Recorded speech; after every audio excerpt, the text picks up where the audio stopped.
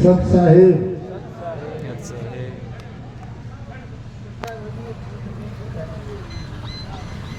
सदगुरु रामपाल दास महाराज की जय हो।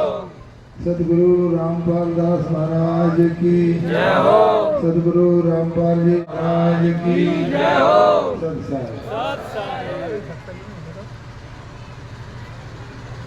हमारे समाज में समय समय पर जो बुराइयां पैदा होती रही हैं, अंधविश्वास पैदा होते रहे हैं, और सबसे पहले संत कबीर दास जी महाराज ने पूरे देश को ऐसा संदेश दिया, पूरे समाज को ऐसा संदेश दिया कि सारी बुराइयों के ऊपर भारी पड़ता है।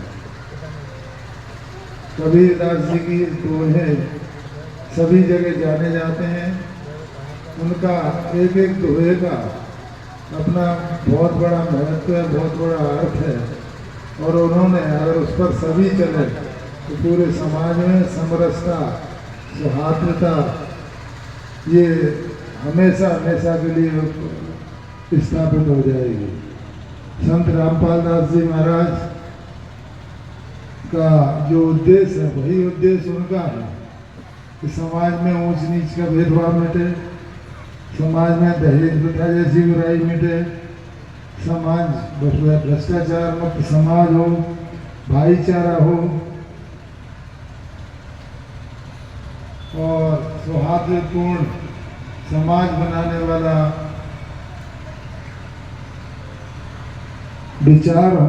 ऐसे रामपाल जी महाराज के हमेशा प्रवचन रहे हैं, संदेश रहे हैं। ये कुरीतियों को, जब तक कुरीतियाँ समाज में फैली रहेंगी, कोई भी समाज, कोई भी देश कभी आगे नहीं जा सकता। आज हम वहाँ पर देख रहे हैं कि समाज की क्या स्थिति है।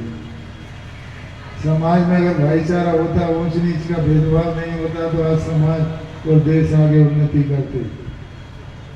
लेकिन आज समाज में सभी बुराइयां ऐसी फैली हुई हैं। उन सब बुराइयों को दूर करने का संत रामपाल जी महाराज ने एक अथक संदेश प्रयास किया है, एक संदेश दिया है कि समाज में ये सभी कुरीतियां समाप्त हों। यहाँ तक के संत रामपाल जी महाराज जो पूरे देश में परिवर्तन लाना चाहते थे, एक ऐसा परिवर्तन जो आपस में हम और सब भाई भाई हों, भाईचारा बना रहे, सौहार्दता बनी रहे, ऐसे परिवर्तन लाने वाले संत जी के साथ भी अन्याय हुआ है। आज वो जेल में हैं। इसके लिए हम आपके साथ सहमत होते हुए सीबीआई मांग का, जांच का समर्थन करते हैं और संत रामपाल जी महाराज हमेशा सहयोग करते हैं। इस बार भी मुझे बड़ी प्रसन्नता है, खुशी है कि आप लोगों का स्नेह, प्यार, आशीर्वाद हमेशा मुझे मिला है। संत रामपाल जी महाराज का निर्देश से आप मुझे हमेशा आप लोगों का स्नेह प्यार मिला है। आज मैं चुनाव में खड़ा हूँ, चुनाव होने जा रहे हैं विजयपुर में, तो रामपाल जी महाराज का भी आशीर्वाद मुझे मिल रहा है। ये मेरे लिए बहुत बड़ी सौभाग्य की बात है। और इसी के साथ साथ समाज में प्रकाश फैलाना, समाज में आध्यात्मिक और नैतिक जागृति लाना। जब तक संस्कारित समाज नहीं होगा, नैतिकता नहीं होगी, तब तक समाज का कोई अर्थ नहीं है। तो संत रामपाल जी ने जो निर्देश दिए हैं, हमेशा समाज में नैतिकता स्थापित करने, समाज में आध्यात्मिक जागृति लाने का काम किया है। बीच बीच में जाति पाति का भेद कम हुआ है, लेकिन फिर भी आज कितना भी भेद कम हो जाए, आज चुनावों में देखो तो क्या स्थिति हो रही है? व्यक्ति की अच्छाई बुराई पे मतदान नहीं हो रहा। आज भी जातिगत मतदान ज़्यादा हो रहा है, जिसका विकास से कोई संबंध ही नहीं है। तुरंत होना ये चाहिए अच्छाई बुराई, किसमें अच्छाई है, कौन समाज की सेवा कर सकता है, कौन समाज का हित कर सकता है, कौन समाज के बीच में सौहार्दपूर्ण वातावरण बना सकता है। इन चीज़ों को समाप्त नहीं हो रही, बढ़ता जा रहा है। जब तक सामाजिक बुराई और समाज में फैला हुआ पाखंड समाप्त नहीं होगा, तब तक मैं समझता हूँ कि पूरा समग्र समाज सभी समाज आगे नहीं बढ़ सकते। कभी कभी एक समाज दूसरे समाज की टांग खींच रहा है, तो ये बुराइयों को मिटाने का संदेश रामपाल जी ने हमेशा दिया है। और इतना ही नहीं, इन बुराइयों के साथ साथ आध्यात्मिक जगत में मोक्ष कैसे प्रदान करें, ये भी संदेश उन्होंने बड़े अच्छे तरीके से दिया है। चाहे हम गीता में देखें तो वही अंतिम बात वही आती है कि मोक्ष प्राप्ति की बात, चाहे हम रामायण में देखें, चाहे मूर्ति पूजा करें, चाहे मूर्ति पूजा नहीं करें, लेकिन सब एक ही जगह जाके संदेश देते हैं कि मोक्ष किस तरह से समाज में व्यक्ति को मिले, समाज में शांति और भाईचारा कैसे स्थापित हो। मैं आप लोगों ने मुझे बुलाया, इसके लिए मैं आपका हृदय से आभार व्यक्त करता हूँ। और जब भी कोई आपका समागम होगा, भाई हमारे जो क्रांति विष्णुदास जी ने मुझे आमंत्रण दिया है, बैतूल का मुझे आमंत्रण दिया है। मैं विश्वास दिलाता हूँ कि आपके आमंत्रण पर संत रामपाल जी महाराज के आश्रम में जरूर पहुँचूँगा, ये मैं आपको भरोसा दिलाता हूँ। और सतगुरु रामपाल जी भगवान की जय हो। मैं वहाँ पर आशीर्वाद लेने जरूर आऊँगा, और जहाँ भी समागम होगा मैं कोशिश करूँगा कि समय निकाल के मैं उपस्थित हूँ। संत साहेब जोड़ सतगुरु रामपाल जी भगवान की जय हो। रामपाल जी महाराज की जय हो। जिस भी देवी देव ने पूजे थे, हमने वो गणाए में मावान लगा था, और परमात्मा के इस ज्ञान की रोशनी में अब ये सभी ज्ञान ऐसे छुप जाएंगे, ऐसे निष्क्रिय हो जाएंगे, निरस्त हो जाएंगे, जैसे रात्रि के समय तारामंडल के अंदर आकाश में चंद्रमा सुशोभित होता है और सबसे ज्यादा प्रकाश युक्त नजर आता है। जब सूर्य उदय हो जाता है, वो रहता विद्यमान है पर उसका अस्तित्व नहीं रहता, हमारे लिए उसकी आवश्यकता नहीं रहती उस समय। तो अब ये सूर्य का उदय हो रहा है। अभी तो ये समझ लो वो देसी भाषा में झोड़ बोड़ा सा ही है, यानी थोड़ा सा वो सूर्य उदय होने से थोड़ा सा पहले रोशनी होती है। अभी तो इतना होया है यो। अरे देखना जो शिखर में होगा सूर्य, पूरे विश्व में ज्ञान हो जाएगा, ये पूरे विश्व में।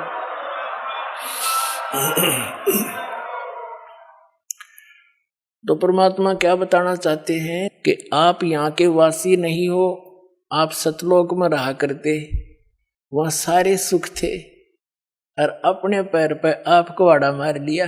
ये दास एक जूनियर इंजीनियर था, इसमें कंस्ट्रक्शन सिविल के अंदर हरियाणा में इरिगेशन डिपार्टमेंट। तो वहाँ पर एक बहन अपने 2 बच्चों को लेकर मजदूरी करने आई हुई, और वह लड़की मजदूरों की जैसी नहीं लगे थी। फिर भी कोई इतना विशेष ध्यान निगाह में, कोई बात नहीं, पता नहीं परमात्मा किस घर में कैसा बालक हो जाए। फिर वो रो रही थी, रोने लगी। कुछ देर बाद दूसरे तीसरे दिन जब हम दोबारा गए, उससे पूछ बैठा, भाई बहन क्या बात है, क्यों रो रही हो? वहीं पर और कई मजदूर बैठे थे, बेलदार वगैरह, उनकी पत्नियां थी। वह बहुत बुरी तरह रो ही रही थी। उसने थोड़ी सी देर बाद से फिर बताई, साची कि मैं ऐसे ऐसे, एक बहुत बड़े घर की बेटी थी, सेठ था, है मेरा पिताजी बहुत बड़ा पैसे वाला, और मुझे सारी सुविधा थी। और जो मेरा पति है ये हमारे यहाँ नौकर रहा करता, और मैं इसके जाल में फंस गई। मैं इतनी प्रभावित होगी, मेरे माता पिता मेरे आगे रो भी दिए, उन्होंने मेरे पैर भी पकड़ लिए, बेटी कुछ भविष्य देख ले तू अपना, तू कहाँ जा रही है, रोटी टाइम पे मिले नेगी, क्या हाल होगा तेरा, लेकिन फिर हम तेरे को घर नहीं बढ़न देंगे, या तू पक्की सोच लिए। मैंने एक नहीं मानी, और इस मेरे पति की बातों में इतनी फंस गई, हम वहां से घर से भाग गए। अब ये जो मैं पैसा लेकर आई थी 1-2-4 लाख रुपए, वो खर्च खरीदी, सारा शराब पीता है। अब मैं मजदूरी करती हूँ और वो मेरे पैसों से शराब पीता है, और बोल लूँ तो मैंने रोज कूटे। अब कोई मेरा वाली वारस रहा नहीं कि तो मैं दुख रोज दूं जाके, मैंने अपने पैर पे आपको आड़ा मार रखे। तो पुण्यात्माओं, आज आपकी वो दशा है, आप उस समर्थ ने छोड़ के इस कंगाल के साथ आ गए, और यहाँ हर एक चीज का टोटा, समय पर टूक नहीं, वर्षा हो जा 2 दाने हो जा, ना भूखे मर जा, अकाल गिर जा। उस समर्थ को, उस स्थान को छोड़कर आप यहाँ भिखारी बन गए, और वहां सदा व्रत था, यहाँ टाइम पर टूक नहीं मिल रहा। 90% व्यक्ति दुखी है, यहाँ 90% हैंड टू माउथ है, और कम से कम विश्व के 20-30 बल्कि 40% आदमी मांस खा के गुजारा कर रहे, मछली कोई खाने नहीं, ये खाने की चीज है, नरे पाप कमाने। तो कहने का भाव ये है पुण्यात्माओं, हम गलत स्थान पाएंगे, या वह वस्तु है ही नहीं जो हमने, जिसकी हमें आवश्यकता है, अति आवश्यकता है। किस किस चीज की आवश्यकता है? तो मृत्यु नहीं होनी चाहिए। अगर हमारी मृत्यु ना हो, हम फिर भी से ढीठ हो रहे हैं, कोई दिक्कत नहीं, तो हाथ भी कट जाए, पाँव भी कट जाए, मृत्यु ना होनी चाहिए। अरिया भी कंपलसरी। दूसरा, बुढ़ापा नहीं होना चाहिए, कोई वृद्ध होना पसंद नहीं करता, सारे होंगे।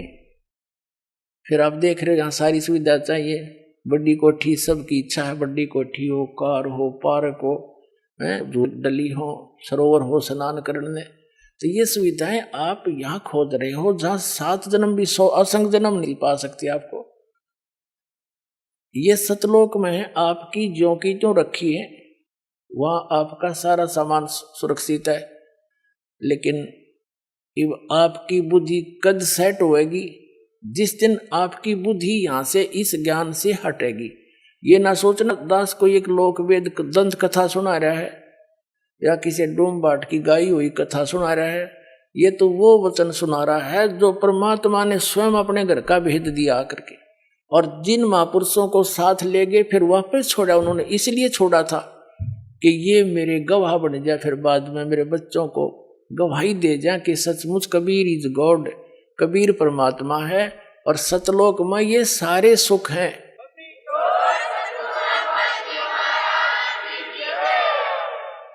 और वहां जाया कैसे जाता है?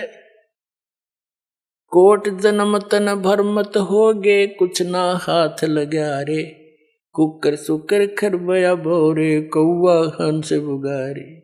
कोटि जन्म तू राजा की, ना मिटी न मन की आशा, भिक्षुक होके दर दर घूम लिया, ये मिला न निर्गुण रासा। इंद्र कुबेर ईश की पदवी, ब्रह्मा वन धर्मराया, विष्णुनाथ के लोक को जाके तो फिर भी वापस आया। असंग जन्म तन मर्त्या होगे, जीवित क्यों न मरे रे, 12 मध्य महल मठ बोरे, बहुर न देह धरे रे। 2 जग भ्रष्ट सभी तय देखे, राजपाट के रसिया, 3 लोक से तरपत नाही, ये मन भोगी खसिया। सतगुरु मिले तो इच्छा मिटे, पद मिल पदे समाना, चल हंसा उस लोक पठाऊं, जो आदि अमर अस्थाना। 4 मुक्ति जहाँ चंपी करती, माया होरी दासी, दास गरीब अभय पद पर से, वो मिले राम अविनाशी। इस एक शब्द में आदरणीय गरीबदास साहिब जी गांव छुरानी जिला झज्जर वाले ने स्पष्ट कर दिया। उनको परमात्मा आए थे, जैसे आदरणीय नानक साहिब जी को सतपुरुष बेई नदी से अदृश्य करके नदी में डूबने का बहाना बनाकर और सचखंड लेकर गए थे, वापस छोड़ा था। ऐसे आदरणीय धर्मदास साहिब जी को परमात्मा सचखंड ले गए थे, सतलोक, और वापस छोड़ा था। ऐसे ही उनमें से एक महापुरुष आदरणीय गरीबदास साहिब जी गांव छुडानी जिला झज्जर वाले हैं। इनको इस पंथ से दास संबंधित है, तो इनको वहां सतलोक लेकर गए थे। फिर वहां की सब सुख सुविधाएं को देख करके यहाँ आके बताया है। तो पुण्यात्मा फिर भी यकीन ना होगा तो धिक्कार है फिर आपके इस मानुष जीवन को। इतनी बुद्धि दी परमात्मा ने, 100 प्रमाण दे दूंगा, और फिर जचेगा क्यों नहीं। अब जैसे अपना माता पिता बेटी का रिश्ता करके आते हैं और आके घर पे बताते हैं कि ऐसा लड़का है, ऐसी उसका कारोबार है, ऐसा मकान है, तो बेटी को कभी उसके माता पिता पर अविश्वास होता है? तो जिस दिन आप इस दास को अपना मान लोगे, आपका हितैषी मान लोगे, आप दास को एक एक शब्द सच्चा नजर आओगे, और सच्चा ही होगा, क्योंकि मेरा कोई उद्देश्य नहीं आपको मिसगाइड करने का। आपको भ्रमित समाज को सतलोक पहुंचाना चाहता हूं।